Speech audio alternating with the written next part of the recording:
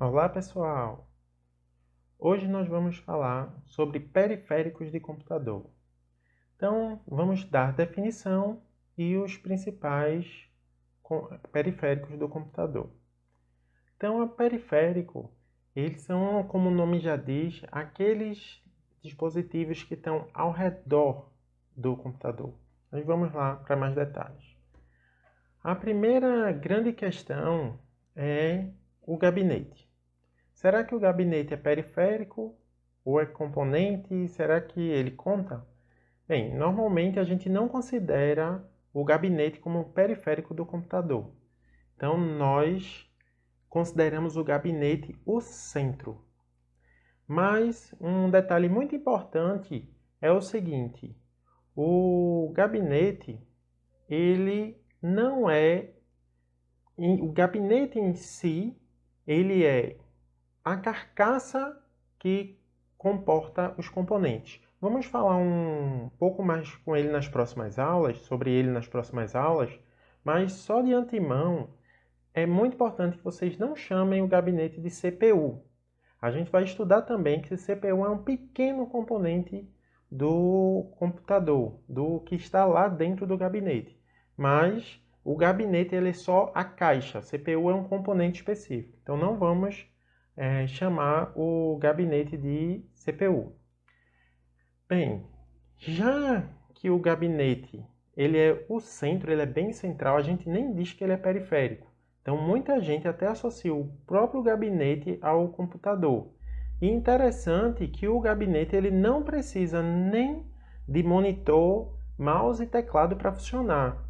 Então há muitos gabinetes, muitos computadores compostos só de gabinete. Então, o primeiro periférico que nós vamos falar é o monitor. O monitor ele é um dispositivo muito importante do computador, embora ele não seja fundamental, né?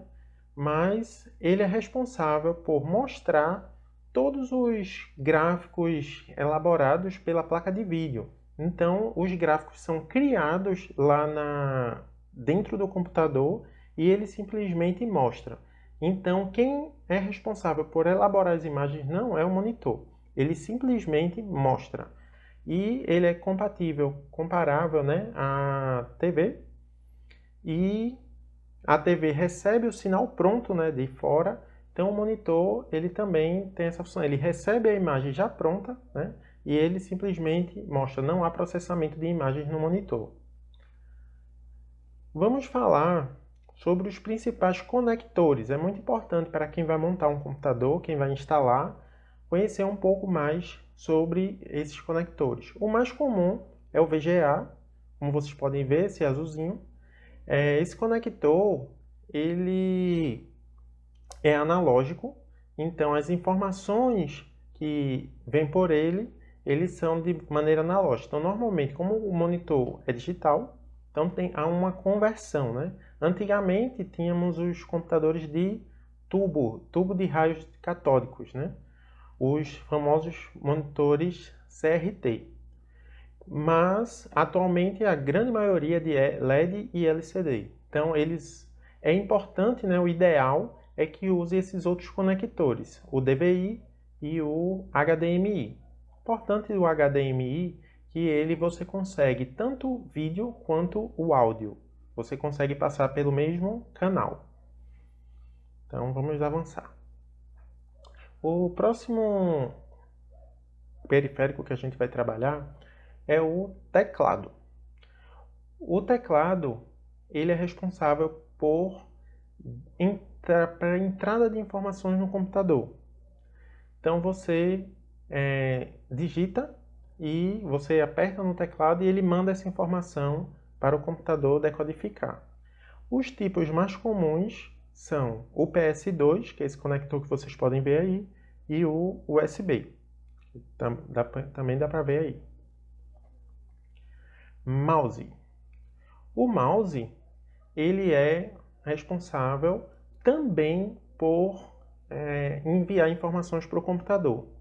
Então, uma dúvida comum é, será que a gente pode ter um computador sem teclado ou sem mouse? Então, é possível sim. Você pode usar o computador totalmente sem o mouse. Inclusive, os computadores de antigamente, eles não tinham mouse. E um computador que é muito utilizado hoje, que é o smartphone, ele também não tem mouse. Você usa na tela, né? Você interage com a tela. Então, não necessariamente você precisa ter o mouse. Claro, num computador é muito mais confortável você ter o teclado e o mouse. Também não precisamos do teclado, né? O seu teclado quebrou lá no computador, não necessariamente você fica sem usar o computador. Então, você pode, com o mouse, habilitar o teclado virtual, você pode digitar normalmente. Mas, como eu disse, não é cômodo. Não é cômodo ficar nem sem o teclado, nem sem o mouse no computador. Os principais conectores, como vocês podem ver aí, é o PS2 e o USB. Outro tipo de mouse bastante comum, né, graças aos notebooks, é o mouse touchpad. Então, ele tem um sensor que quando você toca no mouse, ele reconhece o seu toque, o movimento. Outro periférico muito interessante é a impressora. Note que a impressora por si só, ela é responsável por pegar as informações do computador e passar para o papel. Então, ela recebe essas informações e simplesmente passa para o papel. Tem muitos tipos de impressora, muitos modelos, muitos modos de funcionamento que nós vamos trabalhar numa aula à parte. Scanner. O scanner, ele vai reconhecer, vai pegar algumas informações do ambiente, as mais conhecidas são do papel, ele vai pegar as informações do papel e vai passar para o computador, mas também hoje já temos scanner de biométrico, que ele vai pegar alguma leitura pessoal sua, né? Ou íris, reconhecer seu rosto, suas digitais. Então a gente já tem, mas já encontra com mais frequência esse tipo de scanner. E nós temos também o scanner de mão, né, que ele também serve para papel, mas que encontramos comumente nos supermercados. Então é outro tipo de scanner. O que é mais comumente encontrado hoje é esse tipo de impressora que vocês podem ver aí na tela. É uma impressora multifuncional, ou seja, tanto ela recebe informações do computador e passa para o papel, quanto você pode receber informações, né? Coloca o papel lá e ela passa para o computador as informações. Mas uma das grandes vantagens dessas multifuncionais é que você pode tirar cópia.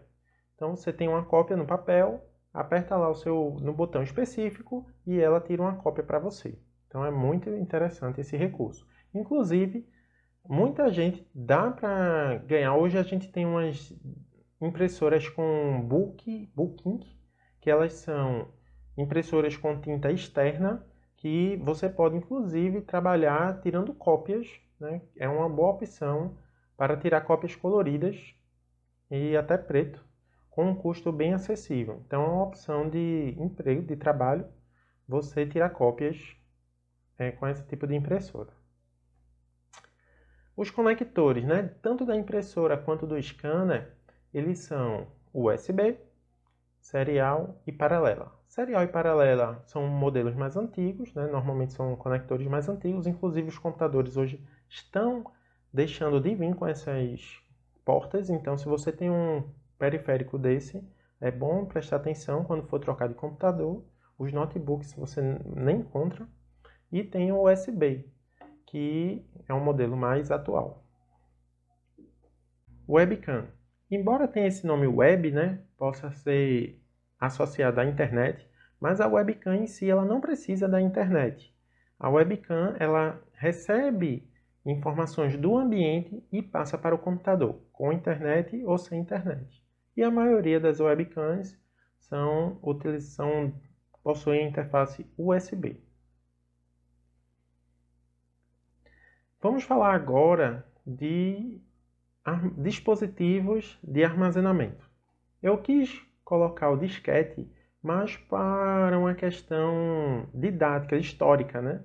Porque hoje em dia é muito difícil, você praticamente não encontra esse tipo de dispositivo. Então, quais as desvantagens do disquete? Os disquetes, eles eram tinham pouca capacidade de armazenamento e davam muito problema. Eles não eram muito confiáveis. Então, realmente a gente teve que, assim, a evolução deixou o disquete muito ultrapassado. Depois nós tivemos os CDs, DVDs e Blu-ray. Os CDs, DVDs muito difundidos na época, né, tiveram seu apogeu, mas hoje já estão sido deixados um pouco de lado. O Blu-ray não chegou a se popularizar tanto, principalmente pelo alto custo dos seus equipamentos de leitura. Então, os CD e DVD ficaram obsoletos justamente hoje pela facilidade, pela difusão dos pendrives. Então, qual a vantagem do pendrive? É uma mídia bem mais resistente, ou seja, os CDs eles tinham muitos problemas de compatibilidade, de arranhar, né? De durabilidade mesmo. Então, o pendrive ele é muito durável, ele possui uma interface muito prática, ele é muito rápido de copiar e apagar informações. O CD não tinha essa opção, né, de apagar informações, ele só ocultava. Não, na prática, você não consegue apagar a informação do CD. Tinha os regraváveis que também davam muito problema. Então, o pendrive hoje é uma evolução e que também, quem sabe, né, futuramente fica obsoleto pela computação nas nuvens. Então, hoje a gente está com grande capacidade de armazenamento nas nuvens e, quem sabe, aí até o pendrive fica ultrapassado. Então, a interface do pendrive é USB, são bem rápidos, né, um custo baixo, e hoje é o que temos mais prático de dispositivos de armazenamento. Então, esses foram os principais periféricos. Espero que vocês tenham gostado e até a próxima aula.